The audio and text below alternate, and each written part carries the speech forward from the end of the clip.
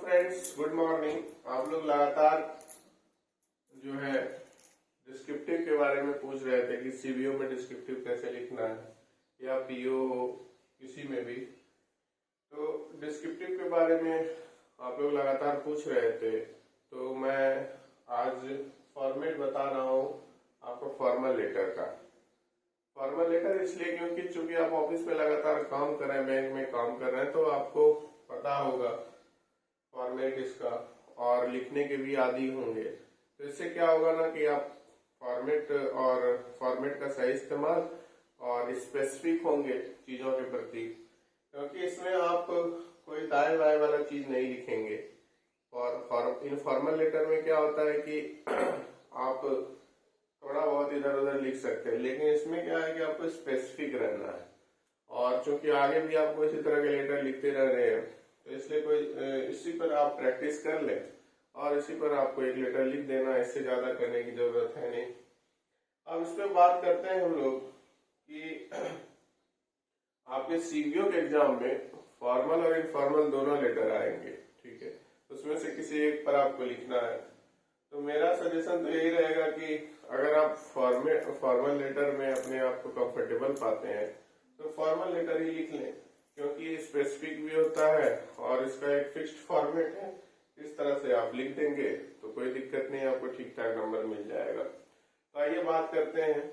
और अब formal letter क्या क्या होता है, जैसे कि मान के चलिए ब्रांच मैनेजर को लेटर लिखना हो, ठीक है, या बैंक ने किसी कस्टमर को लेटर लिखा, इंस्टॉलमेंट ड्यू है उसके लिए, या फिर आपको एचआर को लिखना हो लेटर, या फिर रीजनल मैनेजर को लिखना हो, कोई भी संबंध में, ऑफिस के संबंध में, काम के संबंध में, तो वो स्पेसिफिक होता है और उसमें वही लिखते हैं जो कि रिक्वायर्ड है। आप इधर उधर कुछ नहीं लिखते हैं। तो फॉर्मेट पर बात कर लेते हैं फॉर्मल लेटर का। तो सबसे पहले ऊपर में आप सेंडर एड्रेस लिखेंगे, फिर डेट डालेंगे। सेंडर एड्रेस मतलब जो लिख रहा है। अब जैसे बैंक किसी कस्टमर को लिखेगा तो वहां पर सेंडर कौन हो गया, बैंक हो गया। तो बैंक अपना जैसे ब्रांच का एड्रेस लिखेगा XYZ branch manager XYZ branch manager अगर लिख रहा है, क्योंकि ब्रांच में ब्रांच मैनेजर ये होता है तो उसको इंट्रोड्यूस करके लिखेंगे। उसके बाद डेट डालेंगे, फिर रेसिपिएंट नेम मतलब जो रिसीव कर रहा है, ठीक है, जैसे राम कुमार, श्याम कुमार, कुछ भी हो, XYZ कॉलोनी, उसको हम लिख रहे हैं, उसका एड्रेस वहां नीचे डाल देंगे। सब्जेक्ट अगर किसी कस्टमर को हम लिख रहे हैं कि आपका EMI ड्यू है, तो उसका सब्जेक्ट यहाँ पर लिख दिए। उसके बाद सैल्यूटेशन। अब यहाँ पर जो है, आपको अगर पता नहीं है कि सामने वाले जिसको लिख रहे हैं वो सर है कि मैडम है, तो डियर सर ऑब्लिक मैडम दोनों लिख सकते हैं। और अगर आपको पता है तो डियर सर लिख दीजिए या डियर मैडम लिख दीजिए। फर्स्ट पैरा में आपको इंट्रो, कंसर्न क्या है आपका वो लिखना है। सेकंड पैरा में उसका डिटेल लिख देना है। फिर लास्ट में आप जो है बेस्ट विशेस रिगार्ड ये कुछ भी लिख सकते हैं, ठीक है। तो इस तरह से आपको एड्रेस लेटर को फॉर्म करना है। ये फॉर्मेट आपको इसी तरह से करना है। फॉर्मेट में आप ज्यादा चेंजेस नहीं करेंगे। और दूसरी चीज ये याद रखेंगे कि एग्जाम में क्या होता है कि जब हम तुरंत मेंस दे के जैसे टाइप करते हैं वो तुरंत आ जाता है, थोड़ा सा हड़बड़ाहट दिमाग में रहता है, तो हम क्या होता है कभी कभी भूल जाते हैं, इधर उधर दाएं बाएं कर देते हैं और उसी में नंबर गड़बड़ हो जाता है। तो आपको जो है ये फॉर्मेट को याद रखना। याद कैसे रखेंगे, 2 4 5 लेटर अगर आप टाइप कर लेंगे तो आपको ये आपका हैबिट में आ जाएगा। ऐसे भी हैबिट में होगा ही, इसलिए मैंने जो है फॉर्मल लेटर चुना है कि फॉर्मल लेटर आपके लिए ज्यादा आसान पड़ेगा, इसमें आपको ज्यादा दिक्कत होगा नहीं। अब चलिए एक एग्जाम्पल से इसको लिख के देखते हैं, तो ज्यादा आप क्लियर हो जाएंगे। बाकी आप प्रैक्टिस करेंगे तो वो बेहतर होगा आपके लिए। मान के चलिए कि किसी कस्टमर को लिखना है आपका, उसका EMI ड्यू है, ठीक है, तो कौन लिखेगा, ब्रांच मैनेजर लिखेगा। द ब्रांच मैनेजर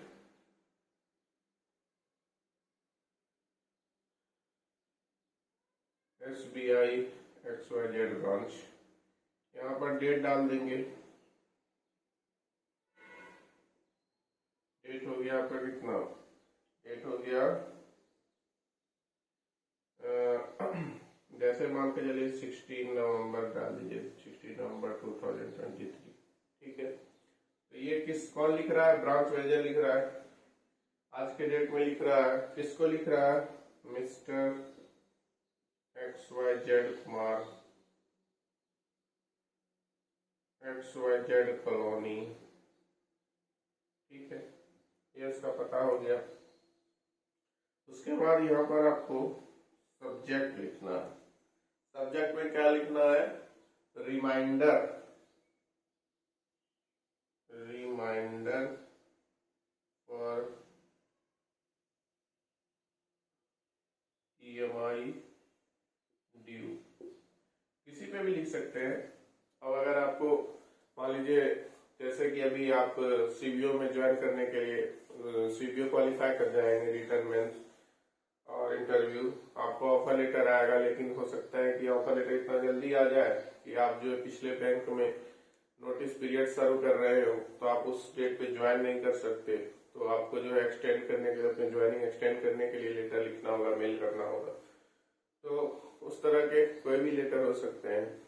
ठीक है, तो हम लोग यहाँ पर क्या लिख रहे हैं कि किसी कस्टमर ने लोन लिया था, उसका EMI ड्यू है, तो उसको जो है ब्रांच मैनेजर लिख रहा है, रिमाइंडर दे रहा है कि आपका EMI ड्यू है, आपको EMI जमा करना है अपना। ठीक है, EMI ड्यू या paying dues, paying your dues कुछ भी लिख सकते हैं। तो ये सब्जेक्ट हो गया। अब चूंकि हमको ये पता है कि हम अब जिसको लोन दिए वो तो हमें पता होगा कि उसका जेंडर क्या है, मेल है कि फीमेल है, तो हम सीधा लिख दिए। अगर हमको पता नहीं रहता तो फिर डियर सर एंड मैडम लिखते हैं। ठीक है, उसके बाद यहाँ लिखेंगे डियर सर, डियर सर लिखे। उसके बाद क्या लिखना है कि दिस इज टू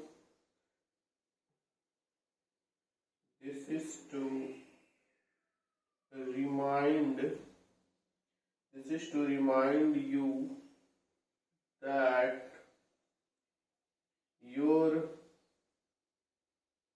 मान लीजिए कि वो व्यक्ति जो है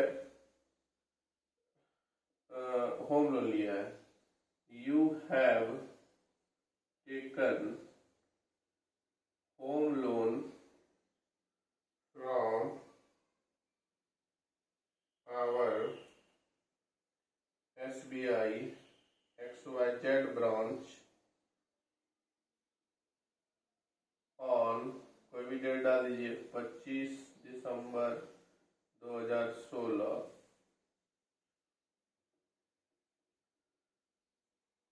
ठीक है, उसके बाद फिर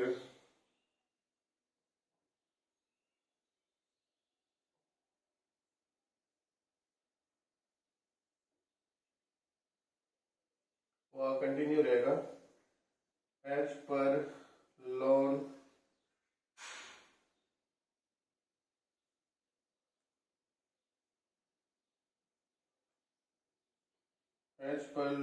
agreement you promise to pay your EMI regularly, but in last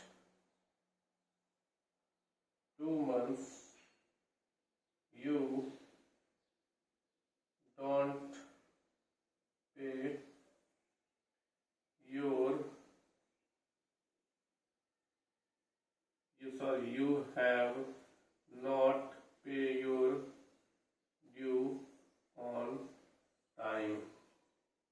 ठीक है, फिर आगे इसी में आगे बढ़ते रहेंगे। आगे लिखेंगे it's sincere request to you kindly pay the due on time।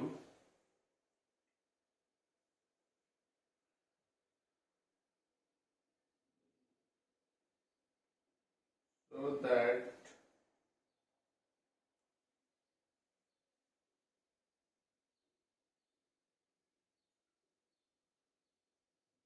your loan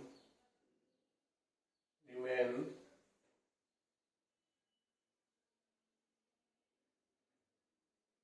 not become NPA।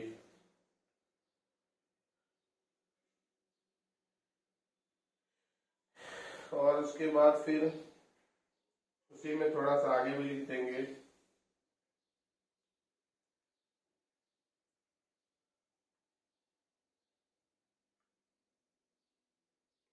In case of failure of failure in case of failure of payment, strict legal action can be taken from bank। ठीक है, लिया जा सकता है, या can be taken है तो will be taken भी लिख सकते हैं, लिया जाएगा। ठीक है, will be taken from the bank. और फिर नीचे आपको ये भी लिखना है, काइंडली एक्नॉलेज द लेटर। ठीक है, फिर उसके बाद योर ट्रूली लिख के जो है अपना नाम, साइन, सील, मोहर, योर ट्रूली लिख के अपना नाम, सील, साइन, मोहर डाल देंगे, हो गया। तो इस तरह से आप फॉर्मल लेटर लिख सकते हैं।